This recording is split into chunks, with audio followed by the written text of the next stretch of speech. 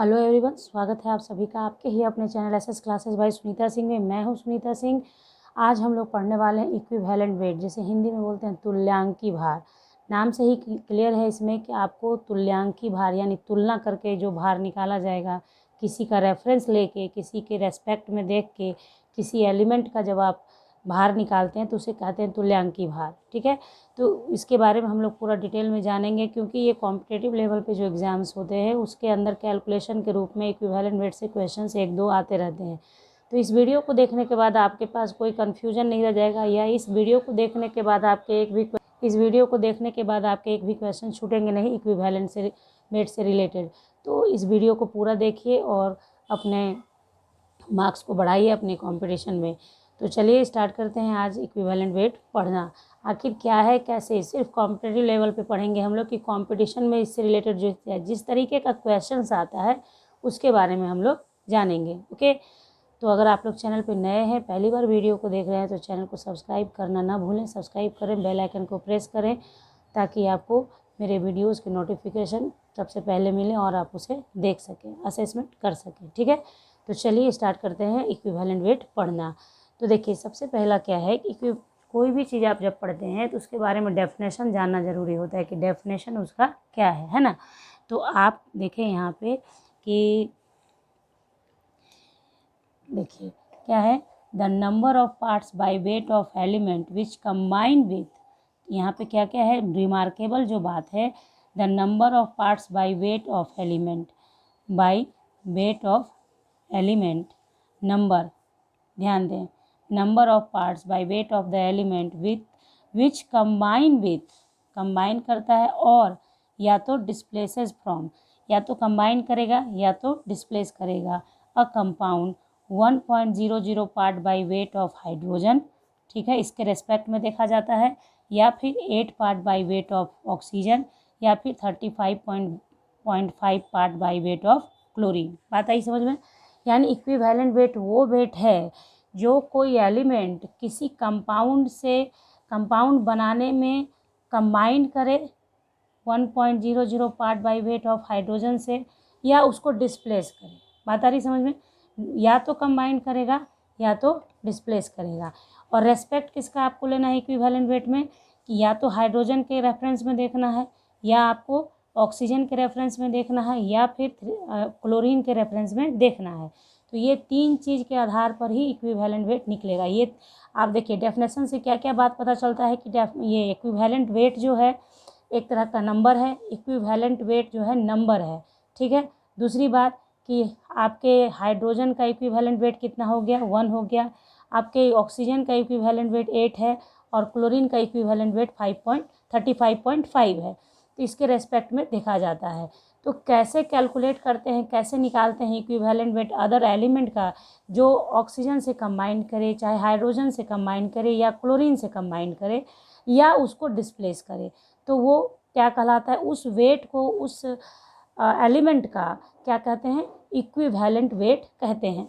तो equivalent wait जब तक सिर्फ वेट रहता है, ऐसे ही कुछ आपने उसमें ग्राम नहीं लगाया, तब तक वो इक्विवेलेंट वेट नंबर है। लेकिन जैसे ही आपने उसमें ग्राम लिख दिया तो वो इक्विवेलेंट वेट बदल जाता है, किसमें, ग्राम इक्विवेलेंट वेट में। तो देखिए एग्जाम्पल से आपके समझ में ज़्यादा बेहतर आ जाएगा। आप देखिए यहाँ पे क्या है कि सबसे पहले देखें, मान लिया कि calcium reacts with oxygen, O2 से रिएक्ट करता है और 2CO बनाता है, 2CaO बनाता है। तो आप पहले इसको बैलेंस करते हैं, यहाँ भी आप दो लगाएंगे तब कैल्शियम बैलेंस होगा, ये रिएक्शन आपका। तो यहाँ पे देखिए वेट की बात है, number of parts by weight की बात हो रही है, मतलब वेट का बात हो रहा है यहाँ, कोई एटॉमिक नंबर की बात नहीं है, वेट। तो एक कैल्शियम का वेट कितना होता है, 40 होता है। तो 2 कैल्शियम का वेट कितना होगा, 2 × 40 हो जाएगा। एक ऑक्सीजन का 16 होता है, तो यहाँ पे 2 ऑक्सीजन है, मॉलिक्यूलर फॉर्म में है, तो 32 हो जाएगा यहाँ, ठीक है। तो ये बनाता है क्या, CaO। तो यहाँ पे क्या देख रहे हैं, ये कंबाइंड हो रहा है। ये कौन सा एग्जाम्पल है, कंबाइंड का है, यहाँ डिस्प्लेसेस का नहीं है, ये कंबाइंड टू ऑक्सीजन हो रहा है। तो यहाँ पे अब क्या करना है हम लोगों को, इक्विवेलेंट वेट ऑफ कैल्शियम बताना है। मान लिया equivalent weight of calcium, calcium आपको बताना है। तो इक्विवेलेंट वेट ऑफ कैल्शियम क्या होगा, कैसे निकालते हैं वो आप देखिएगा, समझिएगा इसको अच्छे से, ताकि आप आगे कर सकें। आप देखिए क्या है, आप इसमें क्या है, आप 32 यहाँ पे 32 ग्राम ऑक्सीजन रिएक्ट्स करता है कितना से, 40 ग्राम, ग्राम आप लगा देंगे इसमें, तो मैंने अभी बोला है कि ग्राम इक्विवेलेंट हो जाता है। तो क्या हो जाएगा, 32 ग्राम रिएक्ट्स करता है कितना से, 80 ग्राम कैल्शियम के साथ। ठीक है, तो ये पहला लाइन होगा आपका, तो आप लिखेंगे 32 gram oxygen reacts with 80 gram calcium. ठीक है, तो आप यहाँ अब ध्यान से समझें, रेफरेंस अगर ऑक्सीजन है तो उसका पार्ट 8 पार्ट लेना है, 1 नहीं लेना है। हाइड्रोजन होता तो 1 लेते, ऑक्सीजन है तो 8 लेंगे, क्लोरीन होगा तो वहाँ पे 35.5 लेंगे। चूँकि यहाँ ऑक्सीजन है मेरा, तो हम बोलेंगे कि 8 ग्राम ऑक्सीजन रिएक्ट्स विथ कितना से करेगा, तो 80 बाई 32 इंटू 8 हो जाएगा, होगा, है ना। अब इसको आप क्या करेंगे, सॉल्व कीजिए इसको। तो सॉल्व जब आप करेंगे, इसको काटेंगे तो कितना आ जाएगा आपको, 8 से काटिए, 8 4 जा 32, ये 10 हो गया, और 4 2 जा 8, यानी 20। यानी आपका इक्विवेलेंट वेट ऑफ कैल्शियम कितना आया, 20 आया। यानी इक्विवेलेंट वेट ऑफ कैल्शियम कितना हुआ, 20। बात आई समझ में आपके इतना। तो इस तरीके से निकालना है, यहाँ पे बताने का मकसद ये था। अभी मैं और एग्जांपल आपको दूंगी कि अगर ऑक्सीजन है तो पहले आप वेट बाय वेट देख लें कैसे कैसे कंबाइंड हो रहा है। तो बाय वेट आपने निकाला कि 32 ग्राम ऑक्सीजन रिएक्ट्स विद 80 ग्राम, तो 8 ग्राम ऑक्सीजन कितना से रिएक्ट करेगा। सपोज कीजिए यहाँ क्लोरीन मैंने डाल दिया, तो क्लोरीन अगर डाल दिया तो CaCl2 बनेगा ना। तो आप उस जगह पे क्या करेंगे कि इतना ग्राम क्लोरीन रिएक्ट्स विथ इतना ग्राम कैल्शियम, तो 35.5 ग्राम क्लोरीन कितना से रिएक्ट करेगा। यानी आपको समझना क्या है, हाइड्रोजन है तो उसका जो होगा कंपैरिजन 1 से होगा, अगर ऑक्सीजन है तो 8 होगा, और क्लोरीन है तो 35.5 होगा। हम लोग एक अनदर एग्जाम्पल लेंगे जिसमें हम लोग देखेंगे कि कैसे, और हम लोग हाइड्रोजन वाला भी एग्जाम्पल लेके देखते हैं, डिस्प्लेसेस वाला भी देखते हैं। अभी तो हम लोगों ने कंबाइंड वाला देखा है। तो देखिए, मान लिया कि ये एग्जाम्पल है, कैल्शियम रिएक्ट्स कर रहा है किससे, 2HCl के साथ, और बना रहा है क्या, CaCl2 + H2। ठीक है, तो यहाँ पे सपोज कीजिए कि कैल्शियम डिस्प्लेस कर रहा है कितना को, हाइड्रोजन को इससे हटा के यहाँ डिस्प्लेस कर दिया, कंबाइन नहीं किया, इसको डिस्प्लेस कर दिया। तो यहाँ अकेला कैल्शियम है, चूँकि बैलेंस्ड इक्वेशन है और अकेला कैल्शियम है तो इसका 40 ग्राम होगा। यहाँ 2 था तो 2 × 40 हुआ था, तो 40 ग्राम हो गया। उसके बाद यहाँ एक हाइड्रोजन का वेट 1 होता है, तो 2 का 2 ग्राम। तो इस केस में हम लोग कैसे बोलेंगे कि जैसे यहाँ हम लोगों ने क्या था ऊपर वाले में, जस्ट आप वैसे बोलेंगे क्या कि 2 ग्राम हाइड्रोजन इवॉल्व्ड, यानी कि निकलता है, इवॉल्व्ड होता है from HCl by 40 gram calcium. बात आ रही समझ में, 2 ग्राम हाइड्रोजन इवॉल्व हुआ किससे, HCl से, किसके रिएक्शन से, 40 ग्राम कैल्शियम से। तो चूंकि हाइड्रोजन इवॉल्व हुआ है तो इसका जो होगा कंपेयर किससे होगा, 1 ग्राम से होगा, क्योंकि हाइड्रोजन का इक्विवेलेंट वेट कितना है, 1 है। तो 1 gram hydrogen evolve from HCl by कितना, 40/2, यानी कि काटेंगे आप तो आया कितना, 20। ठीक है, ये आपने देखा है ना। तो क्या है कि इस तरीके से यहाँ पे भी इक्विवेलेंट वेट ऑफ कैल्शियम कितना हुआ, इक्विवेलेंट वेट ऑफ कैल्शियम 20 आया, आपने देखा। तो हम लोगों ने दोनों एग्जाम्पल देखा कि इवॉल्व होगा तो भी कैसे बनाना है, और कंबाइंड होगा तो भी कैसे बनाना है। तो ये तरीका है इक्विवेलेंट वेट निकालने का। मैंने जो पहले आपको समझाया है उस बात को याद रखें कि अगर ऑक्सीजन है तो कंपैरिजन 8 से कीजिएगा, और हाइड्रोजन इवॉल्व हो रहा है तो 1 से हुआ। उसी तरीके से क्लोरीन होगा तो 35.5 से होगा। बात आई समझ में? तो और इसमें जो रिमार्केबल बात है जो आपके कंपटीशन में आ सकता है ऑब्जेक्टिव क्वेश्चन के रूप में, तो वो ये है कि इक्विवेलेंट वेट क्या है, एक नंबर है। इक्विवेलेंट वेट क्या है, नंबर है। इक्विवेलेंट वेट ऑफ हाइड्रोजन कितना, 1। इक्विवेलेंट वेट ऑफ ऑक्सीजन कितना, 8। इक्विवेलेंट वेट ऑफ क्लोरीन कितना, 35.5। अब यहाँ पे एक बात समझें आप, इक्विवेलेंट वेट ऑफ ऑक्सीजन 8 होगा जब O2 के फॉर्म में होगा, लेकिन जब आप रेडॉक्स रिएक्शन पढ़ते हैं तो उस समय आपको बताया जाता है कि ऑक्सीजन का जो कॉम्बिनेशन, ऑक्सीजन जो होता है वो परऑक्साइड फॉर्म में भी पाया जाता है, जिसमें O सिंगल बॉन्ड O होता है। ऑक्सीजन ऑक्सीजन के बीच ऐसे जनरली डबल बॉन्ड होता है, तो ये जनरल ऑक्सीजन जो हम लोग बोलते हैं ऑक्सीजन मॉलिक्यूल वो हो गया।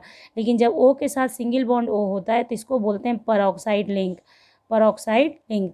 तो परऑक्साइड के केस को छोड़ दिया जाए तो बाकी सभी जगह इक्विवेलेंट वेट ऑफ ऑक्सीजन कितना होता है, 8 होता है। ये सब बातें आपको कंपटीशन में, देखिए कंपटीशन का कोई रेंज नहीं होता है, उसमें आपको किसी भी चैप्टर का पूरा ज्ञान होना चाहिए ताकि आपका एक भी क्वेश्चन छूटे नहीं, क्योंकि एक एक मार्क्स बहुत ज़रूरी है। ओके, तो चलिए ये तो डेफिनेशन जो मैंने दिया वो बता दिया। अब हम लोग पॉइंट आउट करेंगे कि जो पॉइंट आउट जो इम्पॉर्टेंट है मैं वो बताऊंगी, और फिर जो कॉम्पिटिटिव लेवल पे जो बहुत ज़रूरी है फॉर्मूला वो भी आपको आगे बताऊंगी। तो देखिए डेफिनेशन से जो मेन पॉइंट्स निकल कर सामने आए जो आपके कॉम्पिटिटिव लेवल के लिए इंपॉर्टेंट होंगे, तो क्या है, सबसे पहले इक्विवेलेंट वेट क्या है, एक नंबर है। Equivalent wait is a number, एक नंबर है। Equivalent weight of hydrogen always कितना होता है, 1.0, या कहीं कहीं पे आपको दिखेगा, कहीं कहीं सम टाइम आपको लिखा हुआ मिलेगा 1.008, तो कन्फ्यूज नहीं होंगे। इसको 1.008 होता है जिसकी वजह से इसको 1 भी ले लिया जाता है, ठीक है ना, तो कन्फ्यूज नहीं होना है। Equivalent weight of oxygen except peroxide और सुपर ऑक्साइड, जो मैंने अभी आपको बोला है रेडॉक्स रिएक्शन जब आप पढ़ते हैं तो वहाँ पे ये बातें बताई जाती हैं। तो ऑक्सीजन का वैलेंसी वहाँ अलग अलग होता है, कहीं कहीं ऑक्सीजन का एक ऐसे जनरली हम लोग -2 पढ़ते हैं, लेकिन कहीं पे -1 होता है और कहीं पे -1/2 होता है। तो जहाँ पे वैलेंसी ऑफ ऑक्सीजन -1 होता है उसको परऑक्साइड बोलते हैं, जहाँ -1/2 होता है उसको सुपर ऑक्साइड बोलते हैं। तो मतलब ये डिपेंड करता है कि रेडॉक्स रिएक्शन में आपको ये बातें बताई जाती हैं, तो वो आप ध्यान रखें कि जनरल ऑक्सीजन की बात हो रही है यहाँ पे, परऑक्साइड और सुपर ऑक्साइड की बात नहीं हो रही है, ठीक है। तो क्या है, इक्विवेलेंट वेट ऑफ ऑक्सीजन कितना होता है, 8 होता है। इक्विवेलेंट वेट ऑफ क्लोरीन क्या होता है हमारा, 35.5 होता है। तो ये हो गया हम लोगों का इम्पॉर्टेंट पॉइंट्स। उसके बाद देखिए ग्राम इक्विवेलेंट क्या होता है, ग्राम इक्विवेलेंट क्या होता है, तो जब when equivalent weight expressed in gram called gram equivalent, यानी कहने का अर्थ हुआ कि अगर आप बोलते हैं कि इक्विवेलेंट वेट ऑफ क्लोरीन कितना 35.5, लेकिन अगर यही बोलना है gram equivalent weight of chlorine तो क्या बोलना है 35.5 ग्राम। यानी जब आपने ग्राम लगा दिया किसी भी इक्विवेलेंट में, जैसे अभी थोड़ी देर पहले हम लोगों ने निकाला था इक्विवेलेंट वेट ऑफ कैल्शियम तो 20 आया, तो इक्विवेलेंट वेट ऑफ कैल्शियम 20 हो गया, लेकिन अगर उसी को ग्राम में बता देंगे तो वो हो गया gram equivalent weight of calcium. बात आ गई समझ में, कोई दिक्कत नहीं। इक्विवेलेंट वेट को जब ग्राम में लिख दिया जाता है तो उसको कहते हैं gram equivalent weight. Clear, any doubt? चलिए अब हम लोग आगे बढ़ते हैं, आगे देखते हैं कि आगे क्या होता है। मतलब आप देखिए कंपटीशन के हिसाब से इक्विवेलेंट वेट आपने जाना क्या है, तो इक्विवेलेंट वेट एटॉमिक वेट और वैलेंसी में रिलेशन होता है जिससे रिलेटेड क्वेश्चंस आते हैं। तो अब हम लोग पढ़ेंगे relation between equivalent weight, atomic weight and valency, जो बहुत इंपॉर्टेंट है, ध्यान से समझिएगा इसे। देखिए हम लोग क्या पढ़ेंगे अभी, relation between atomic weight, equivalent weight and valency, ये वाला एंड ज़्यादा हो गया है। Relation between atomic weight, equivalent weight and valency बहुत इंपॉर्टेंट है, इसको ध्यान रखना है। तो देखिए क्या होता है, फॉर्मूला इसका क्या है, एटॉमिक, आपका एटॉमिक वेट यानी परमाणु भार, हिंदी में भी लिख दूंगी मैं, एटॉमिक वेट यानी कहने का मतलब हो गया परमाणु भार बराबर हो गया equivalent weight valent weight into, equivalent weight आप जान ही रहे हैं, तुल्यांकी भार, इंटू वैलेंसी यानी कि संयोजकता। ठीक है, और ये आपको पता है तुल्यांकी भार है। तुल्यांकी भार, कभी कभी क्या होता है, तुल्यांकी भार दिया रहेगा, वैलेंसी दिया रहेगा, तो कंपटीशन में पूछता है कि what is the atomic weight of that element, तो आप ये फार्मूला से बनाते हैं उसको। ठीक है, तो ये फार्मूला आप ध्यान में रखें। इसलिए आप जैसे इसको अगर शॉर्ट में लिखा जाए तो एटॉमिक वेट को हम लोग शो करते हैं ए से, इक्विवेलेंट वेट को ई से, और वैलेंसी को हम लोग एन से शो करते हैं। ठीक है, तो ये हो गया A equal to E into N. तो आप जान रहे हैं कि इसका सिंबल क्या है। उसी तरह से अगर इसके बाद इक्विवेलेंट वेट बराबर कितना हो जाएगा, एटॉमिक वेट बाई वैलेंसी, ये भी होगा रिलेशन एक। आता रही समझ में। तो यहाँ पे एक चीज़ देखिए आप कि इक्विवेलेंट वेट डिपेंड कर रहा है वैलेंसी के ऊपर, क्योंकि अगर एटॉमिक वेट, इक्विवेलेंट वेट और वैलेंसी में रिलेशन है तो इक्विवेलेंट वेट क्या है, वेरी करेगा वैलेंसी के हिसाब से। यानी आप कह सकते हैं किसी एलिमेंट का इक्विवेलेंट वेट जो होगा वो वेरिएबल भी हो सकता है, क्योंकि बहुत ऐसे एलिमेंट हैं जिनका वैलेंसी वेरिएबल होता है, जो डी ब्लॉक एलिमेंट्स होते हैं। डी ब्लॉक एलिमेंट्स अगर आपने पढ़ा है तो आपको जानकारी होगी कि डी ब्लॉक एलिमेंट्स जो होते हैं वो आपका वेरिएबल वैलेंसी शो करते हैं। किस रीजन से करते हैं, ये सारी बातें आपने डी ब्लॉक में जब पढ़ाई होती है, जो पीरियोडिक टेबल का पढ़ाई होता है उसमें बताया जाता है। तो वेरिएबल वैलेंसी शो किया जाता है। तो अगर वैलेंसी 2 है तो इक्विवेलेंट वेट कुछ और है। मान लिया कि वैलेंसी 3 हो गया तो इक्विवेलेंट वेट कुछ और हो जाएगा। तो इससे ये रिलेशन आपको याद रखना है, ये दो रिलेशन।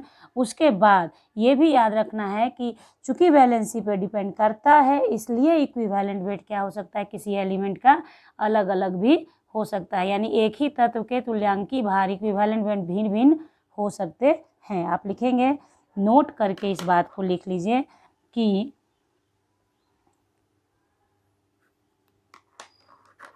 एक ही एलिमेंट के इक्विवेलेंट वेट अलग अलग हो सकते हैं,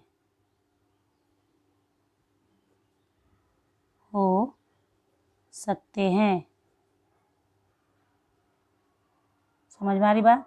क्यों हो सकते हैं कि इक्विवेलेंट वेट क्यों अलग अलग हो सकता है, क्योंकि तुल्यांकी भार क्या होता है, संयोजकता पे, क्योंकि संयोजकता जो है वो वेरिएबल होता है। क्योंकि तो देखिए मैंने बताया आपको कि इक्विवेलेंट वेट किसी एक एलिमेंट का अलग अलग हो सकता है, क्योंकि अगर कोई एलिमेंट वेरिएबल वैलेंसी दिखाएगा तो उसका इक्विवेलेंट वेट भी वेरिएबल होगा। तो ध्यान रखिएगा, इक्विवेलेंट वेट वेरिएबल हो सकता है। ये नोटेबल पॉइंट था, मैंने बता दिया है, आपको ध्यान रखना है, सबको आप लोग भी बना लें। अब देखिए इस फॉर्मूले का यूज कैसे कर सकते हैं। यहाँ मैंने एक क्वेश्चन लिखा है, आप क्वेश्चन देखें, लिख रहा है एल्यूमिनियम एक धातु है जो +3 संयोजकता यानी वैलेंसी दिखाता है, इसका इक्विवेलेंट वेट ज्ञात करें। ऐसे ही आता है क्वेश्चन कंपटीशन में। तो उस समय एटॉमिक वेट, आपका एल्यूमिनियम का एटॉमिक वेट 27 दिया है, तो आपको निकालना क्या, इक्विवेलेंट वेट। तो आप क्या करेंगे, इक्विवेलेंट वेट ऑफ एल्यूमिनियम, देखिए ऐसे लिखते हैं शॉर्टली, इक्विवेलेंट, ये ई से इक्विवेलेंट वेट हो गया और एल्यूमिनियम लगा दिया तो हो गया इक्विवेलेंट वेट ऑफ एल्यूमिनियम। पूरा लिखने की जरूरत नहीं है, इक्विवेलेंट वेट ऑफ एल्यूमिनियम बराबर हो गया एटॉमिक वेट बाई वैलेंसी। फिर बराबर आप कर सकते हैं क्या, एटॉमिक कितना दिया है, 27 दिया है, और वैलेंसी कितना शो करता है, 3। आप इसको करेंगे तो 3 9 जा 27, यानी इक्विवेलेंट वेट ऑफ एल्यूमिनियम आपका कितना निकल के आ गया, 9। ये आपका ऑप्शन अगर होगा 9 तो वो आपका ऑप्शन सही होगा। तो इस तरीके से इस फॉर्मूला का यूज है, आपको देगा बनाने को। ध्यान रखिए, इस फॉर्मूला को याद कर ले, A equal to E into N होता है, यानी A equal to equivalent weight into valency होता है। तो इन तीनों में से कोई एक चीज़ दिया अननोन रहेगा, 2 चीज़ दिया रहेगा, तो तीसरे को आप फाइंड आउट कर सकते हैं। जब हम लोग इसका ऑब्जेक्टिव क्वेश्चन बनाएंगे तो उस समय और ज़्यादा इसको जानेंगे। अभी मैंने एक जो फॉर्मूला दिया उसके अकॉर्डिंग आपको कुछ बताया, ठीक है। ये हो गया अब हम लोग तुल्यांकी भार निकालेंगे अलग अलग चीज़ का। जैसे अभी तो हम लोगों ने ये चीज़ पढ़ लिया, अब है जैसे मतलब इक्विवेलेंट वेट ऑफ एसिड निकालना, इक्विवेलेंट वेट ऑफ बेस निकालना, equivalent weight of compound, radical, सबका होता है अलग अलग तरीका। तो वो आपको मैं अभी आगे बताती हूँ। तो आप लोग बने रहिएगा मेरे साथ वीडियो में, ताकि आपको सारी बातें समझ में आ जाएं। तो चलिए देखते हैं equivalent weight of acid. Equivalent weight of acid क्या है? तो फॉर्मूला आप याद रखें, अम्ल का इक्विवेलेंट वेट, यानी इक्विवेलेंट वेट ऑफ एसिड होता है अम्ल का अनुभार, यानी जिस अम्ल का आपको निकालना होगा इक्विवेलेंट वेट, उसका मॉलिक्यूलर वेट निकालना होगा। मॉलिक्यूलर वेट का मतलब होता है जो मॉलिक्यूलर फार्मूला है उसका वेट को ऐड करके निकाल लीजिए, जो मैं आगे बताऊंगी आपको। तो वो हो गया मॉलिक्यूलर वेट, और डिवाइडेड बाई अम्ल की क्षारकता, यानी बेसिसिटी इंग्लिश में बोलते हैं उसे, अम्ल की क्षारकता। अब सवाल उठता है कि बेसिसिटी होता क्या है? तो कोई भी एसिड जिसमें जितना रिप्लेसेबल हाइड्रोजन होता है, रिप्लेसेबल हाइड्रोजन होता है, वो उसकी क्षारकता कहलाती है, यानी बेसिसिटी ऑफ अम्ल एसिड कहलाता है। तो सबसे पहले अब यहाँ पे आप जानिए कि अम्ल की क्षारकता क्या है, तो उसको भी आप देख लें, नहीं तो फिर आपके पल्ले नहीं पड़ेगा कुछ। अम्ल की क्षारकता, तो अम्ल की क्षारकता क्या है? नंबर ऑफ रिप्लेसेबल हाइड्रोजन, क्षारकता यानी बेसिसिटी इसको बोलते हैं। देखिए अम्ल है और उसका होता क्या है? बेसिसिटी। आता नहीं समझ में? डिफरेंस आप समझ के याद कर सकते हैं इस तरीके से ट्रिकली, है ना। तो क्या है? किसी अम्ल के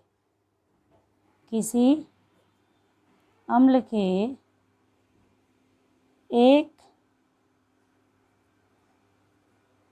अणु में उपस्थित रिप्लेसेबल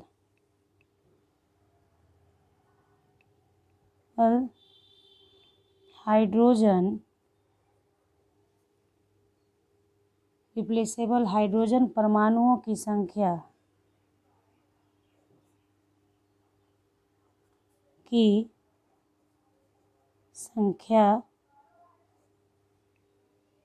उस अम्ल की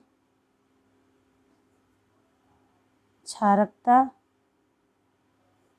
कहलाती है। ठीक है, बात आई समझ में? तो कैसे समझेंगे इसको? कहलाती है। अब देखिए इसको समझिए कैसे है। जैसे समझिए बेसिसिटी ऑफ HCl, अगर हम बोलें बेसिसिटी ऑफ HCl, बेसिसिटी यानी क्षारकता ऑफ HCl, तो इसमें रिप्लेसेबल हाइड्रोजन कितना? 1 है, तो क्षारकता 1। उसी तरह बोले बेसिसिटी ऑफ H2SO4, तो इसमें रिप्लेसेबल हाइड्रोजन कितना हो सकता है? 2, तो बेसिसिटी 2।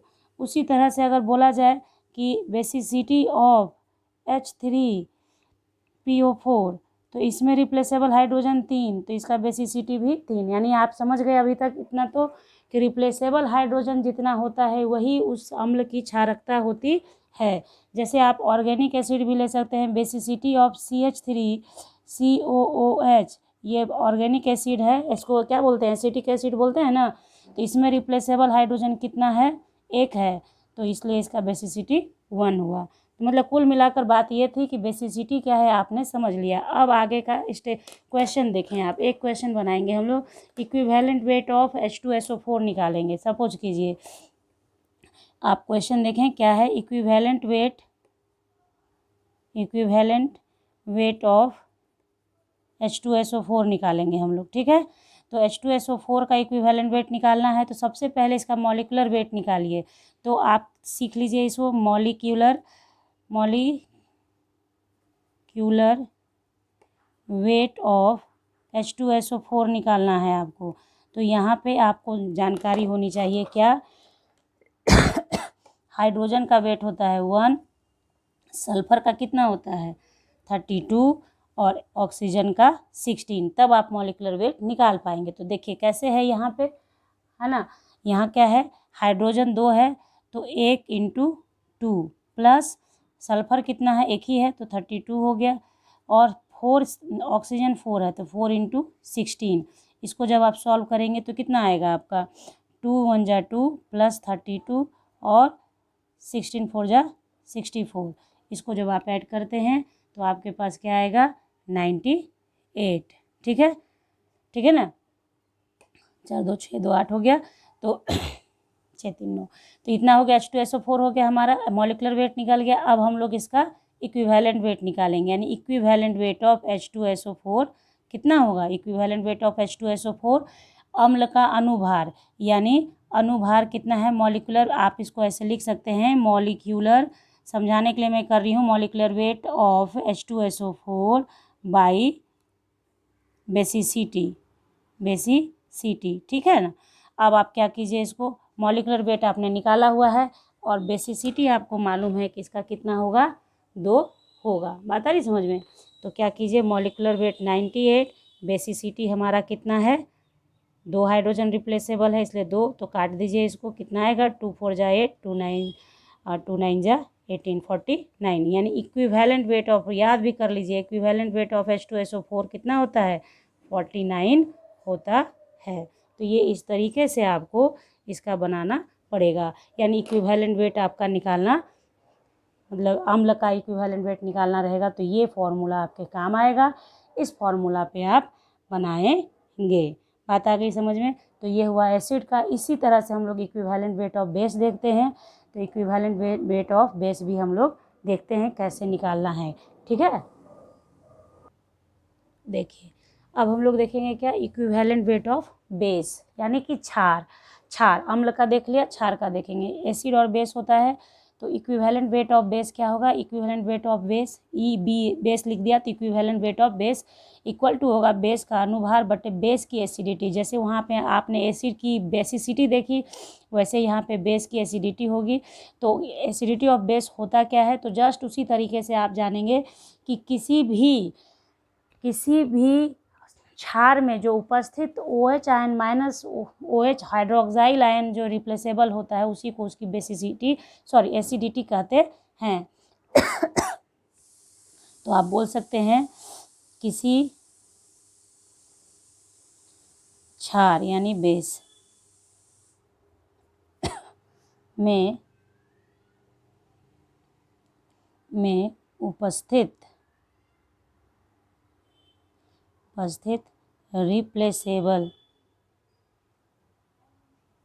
रिप्लेसेबल हाइड्रोक्साइल आयन यानी OH माइनस आयन, जिसको बोलते हैं की संख्या, ठीक है।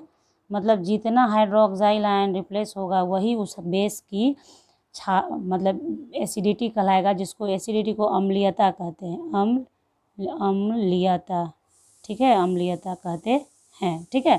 तो ये हो गया रिप्लेसेबल रिप्लेसेबल हाइड्रोक्साइल आयन की संख्या। तो इसमें एग्जांपल आप देखें कैसे है, क्या होगा आपका कि अगर आप कहें कि बेसिसिटी ऑफ NaOH का एसिडिटी NaOH का एसिडिटी क्या होगा, NaOH की एसिडिटी बराबर कितना, रिप्लेसेबल हाइड्रोजन तो 1। उसी तरह से मान लिया कि CaOH होल ट्वाइस है, ये भी बेस है, कि एसिडिटी क्या हो जाएगी 2, क्योंकि replaceable OH ion minus ion क्या होगा 2 होगा। उसी तरीके से बहुत सारा आप जानते हैं, मान लिया कि NH4OH है, बेस का पहचान है, बेसिक स्तर पे जो पहचान है बेस का OH है, OH माइनस आयन जिसके पास है वही बेस है बेसिक तौर पर। तो इसका कितना एसिडिटी हो जाएगा, ये भी 1 हो जाएगा। आप किसी भी तरीके से और भी कोई लें, BaOH होल ट्वाइस होता है, मतलब OH वाला जो है वो टर्म वाला, तो इसका बेसिसिटी 2 हो जाएगा। तो बेसिसिटी दिया, अगर एसिडिटी दिया रहेगा तो आप क्या कर सकते हैं, acidity equivalent weight of base निकाल सकते हैं। इससे रिलेटेड हम लोग एक क्वेश्चन बनाएंगे। मान लिया कि एक क्वेश्चन है आपके पास, सपोज दैट कि क्या करें, equivalent weight of MgOH whole twice निकालें। Equivalent weight of MgOH whole twice निकालना है, ठीक है, ज्ञात करना है, ठीक है।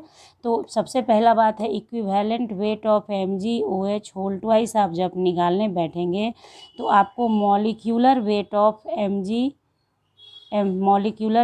MgOH होल ट्वाइस पता होना चाहिए, और इसका क्या पता होना चाहिए, acidity of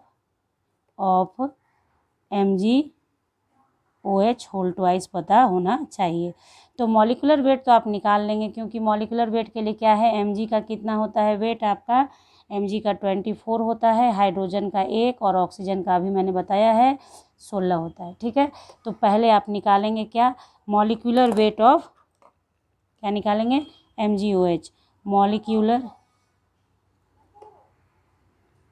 molecular weight of MgOH whole twice. Okay, तो कितना हो जाएगा, एक मैग्नीशियम का 24 प्लस आपको कितना हो जाएगा, एक देखिए यहाँ कितना ऑक्सीजन होगा, 2 ऑक्सीजन, एक का 16, दूसरे का तो 16 गुने 2, फिर एक हाइड्रोजन है और 2 यहाँ पे, एक हाइड्रोजन के लिए 1, तो यहाँ हाइड्रोजन कितना है 2 है, तो इंटू 2 कम्प्लीटली इसको आप ऐड करेंगे तो कितना आ जाएगा आपका 24 प्लस 32 प्लस 2 ऐड कीजिए, इसे कितना आता है, देखिए 2 2 4 6, 2 2 4 और 4 8 और 3 2 5 58 आया ना, 58 आया आपका। तो आप इस केस में क्या करेंगे, equivalent weight of MgOH whole twice देखेंगे कितना आएगा, मॉलिक्यूलर वेट आ गया है 58 और आपका acidity of MgOH whole twice कितना होगा 2, जब इसको आप काटेंगे कितना आ गया, 2 4 जा 8, 2 9 जा 18, ठीक है 49 आया, अरे नहीं 2 2 जा 4 होगा, 2 2 जा 4 सॉरी 2 2 जा 4 और 2 9 जा 18, तो 29 आया। यानी आप क्या लिखेंगे, equivalent weight of MgOH whole twice, यानी कितना आया 29, ये हमारा आंसर हुआ। तो इस तरीके से हम लोगों को क्या करना है, सारे का इक्विवेलेंट वेट ऐसे ही करके निकालना है जो दिया रहेगा। तो इस तरीके से आज हम लोगों ने पढ़ लिया कि इक्विवेलेंट वेट क्या है, किसके रेफरेंस में निकाला जाता है, ग्राम इक्विवेलेंट वेट क्या है, इक्विवेलेंट वेट ऑफ एसिड क्या है, बेस क्या है, अभी equivalent weight of compound radical बाकी है हम लोगों को पढ़ना।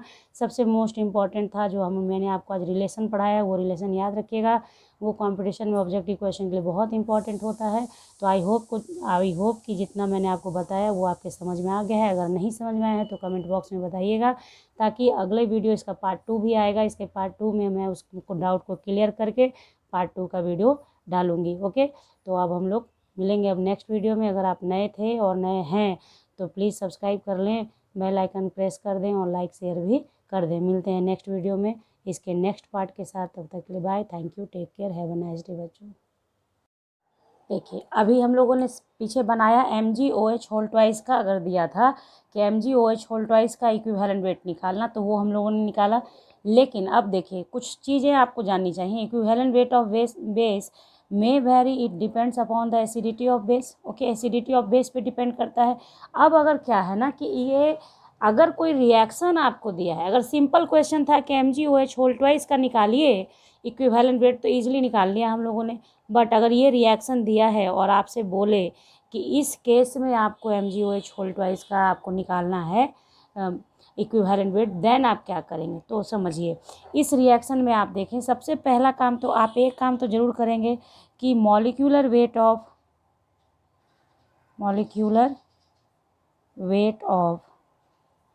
MgOH होल ट्वाइस अभी हम लोगों ने निकाला है, आप देख लें पीछे 58 था, ठीक है, तो 58 आया था।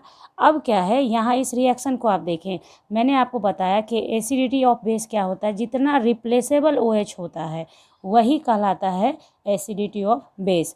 तो इस रिएक्शन में आप क्या देख रहे हैं कि इसमें 2 OH तो था, बट एक ही OH रिप्लेस हुआ, एक तो इसमें रह गया ना यहाँ पे, तो रिप्लेस कितना हुआ 1। तो आप यहाँ लिखेंगे कि acidity of base in this reaction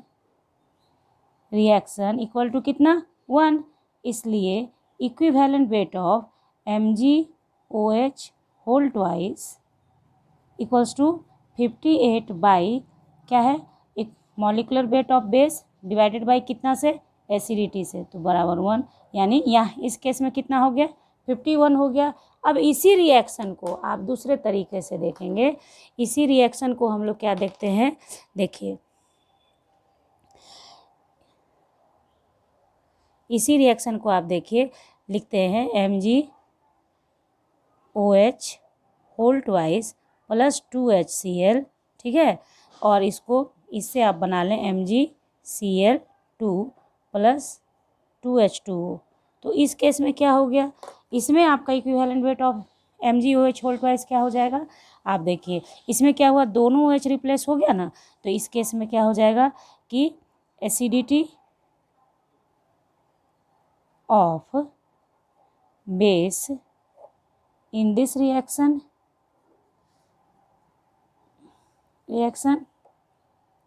equals to कितना 2, क्योंकि दोनों OH रिप्लेस हो गया।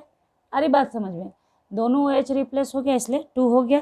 इस कारण यहाँ पे क्या हो जाएगा EMgOH होल ट्वाइस, यानी कि equivalent weight of MgOH whole twice equal to कितना मॉलिक्यूलर वेट यानी 58 हो गया, और बेसिस एसिडिटी आपका 2 है, ठीक है।